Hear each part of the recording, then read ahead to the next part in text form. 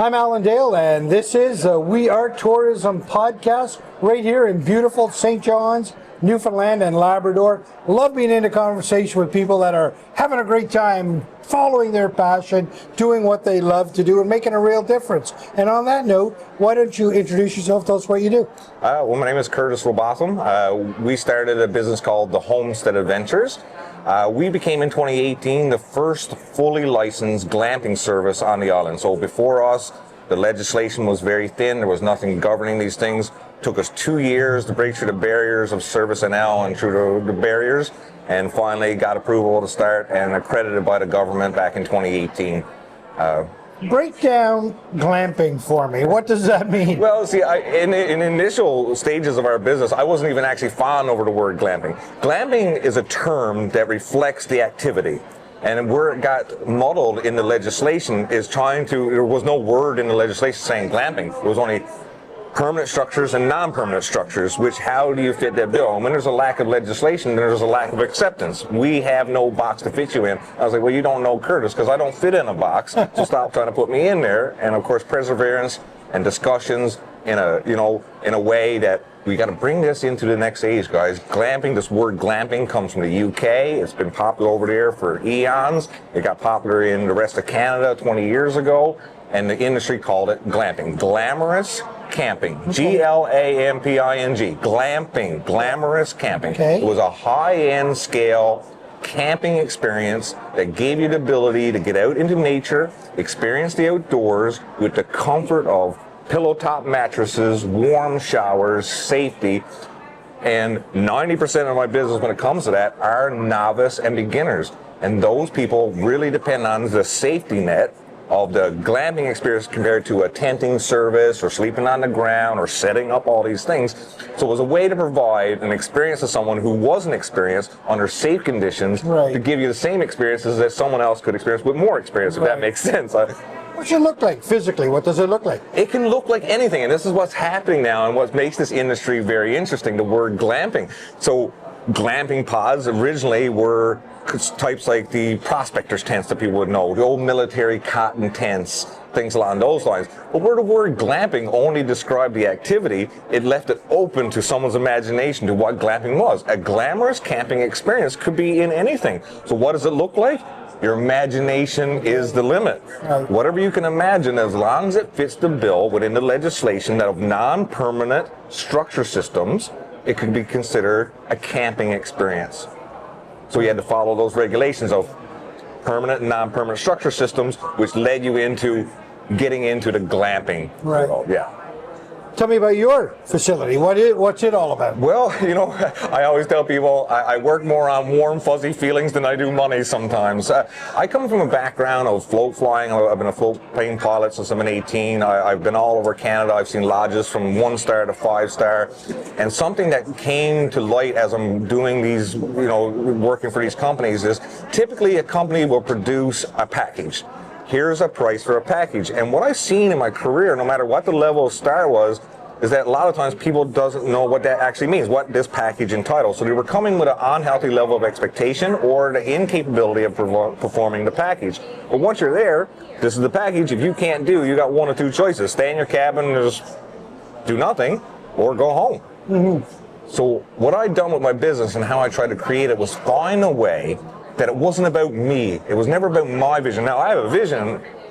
I want to have people experience things, but I want your experience. I don't necessarily need you to experience my experience. Yeah. I want you. And in order to do that, my business became more personalized, where people were forced to conversate with me prior to coming, because my attitude was, why don't you tell me about you? Instead of you asking me, what can I provide? What is it you want to do? Where is your level? I created a program that every single adventure that we do can be tailored and manipulated to any level of experience that you have. Every tour that I do, from kayaking to backwoods adventures, we do survival education, we do a lot of these things. So a lot of times a person may not even know what their capability is. So someone calls me and says, I want to go kayaking. Have you been kayaking before, sir? Yeah, it's been kayaking a bunch, went down south, so on. They get there, their level wasn't exactly what they described me. So what I've done with each of my tours is every single tour starts in a very basic remedial. Remedial leads into intermediate. Intermediate leads into advanced. During that tour, when I bring you through remedial or basic, as you're going through basic, I'm looking. Okay, we're getting it. Now we can lead into intermediate. Gets out to intermediate. Oh, we're still doing good. Now I lead you into advanced. If we get out to intermediate, however, I'm saying, okay, I'm seeing they're starting to struggle a little bit, so I want to bring them to their level because that's my goal. I need to bring you to where your limit is so you yourself knows where it is.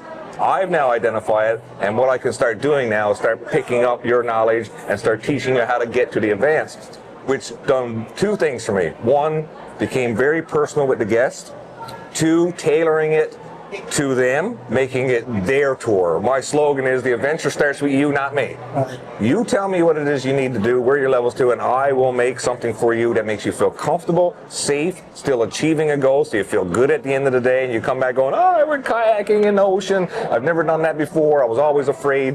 One of my biggest compliments that I get from novice, to come down to the nervous, and you got to go through all the motions to get them comfortable, and then when they return and they go, I can't wait to bring so-and-so back here, and I want to go again, and I'm going to go buy a kayak. I mean, what ultimate compliment could you get after taking someone so afraid and then bring them into something and then return an hour later with nothing but love and passion?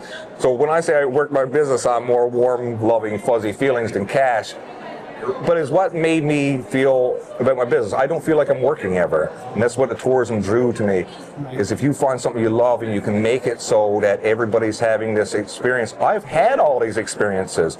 I don't need to do them anymore. I don't even fish anymore. I let you fish. I get more enjoyment out of seeing your face when you catch a fish than what I do with my face. So I've led to servicing someone else, which is admittedly quite a bit different than a lot of other places. So we became that niche. I became the guy that I get phone calls going, and every time I get it, it rejuvenates me. The voice on the phone goes, I hear you are the guy who can. And as soon as I hear that language, I go, what can I do for you? You've just excited me. My kayak tours, I'm never paddling at more than 30% of my capability. So for me, it can get pretty mundane. Yeah. How do you keep a job from becoming monotonous? By doing what you want to do, not what I want to do. Seeing your reflection, living vicariously through your guests, became an experiential tour rather than an experience tour. Does that make sense? Experiential rather than experience. Yeah. And they walk away with a more of a I didn't just go kayaking. Yeah.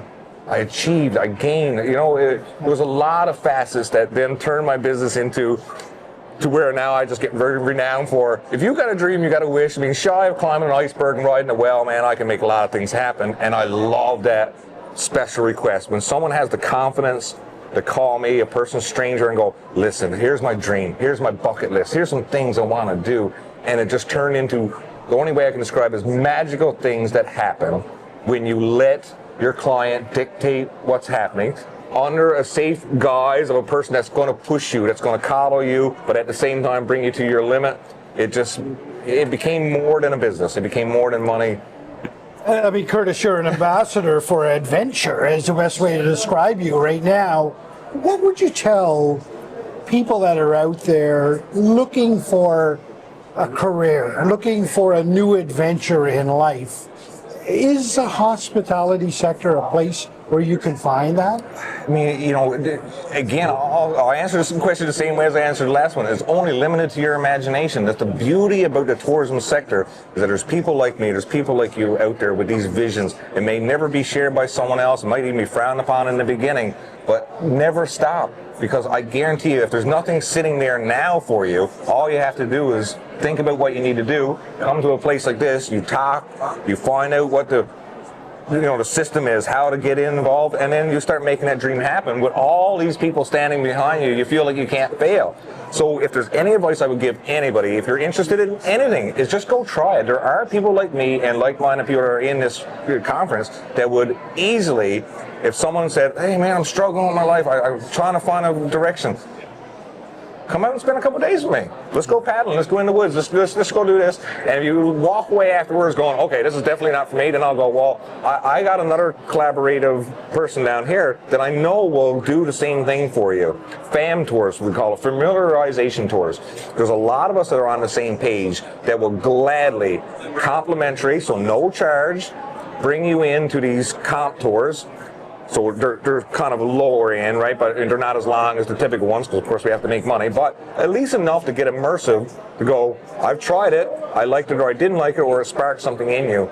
So the advice is, if you're seeing that you're lost or feeling lost or trying to seek, all you got to do is ask. Yeah. And the people here, this is my second year with H&L. I actually applied for the board this year. I felt that strongly. So very new. Went in for the board of directors, and this province as a whole, it needs to start doing more of this. The camaraderie, the collective. Us as a collective has more of a wealth of information that's worth way more than monetary gain money than you would ever imagine. You can't put a value on the information that we have as a collective. Right. But if we're not a collective, then it's just Curtis and it's you and it's you and it's you. So get out there, talk to people. Even if you're shy or whatever, you can come to me in all shyness. I will recognize that, and most of us have been in the industry long enough, knows where we came from. So we're okay with you being shy. We're okay with you coming in and testing out our products. We're okay with you asking us questions, appeasing some of the concerns you might have, some directions, some people networking, who else you could talk to. Curtis, an absolute pleasure to be in conversation with you. I can tell you, if you're looking for a completely bespoke adventure tailored to you as the customer, Homestead Adventures is the place you got to turn to. The ambassador of adventure, Curtis, right there. An absolute pleasure to be in conversation. Thank you very much. This right here is the face of tourism in Newfoundland and Labrador. Reach out, talk to your people. We're all here for you.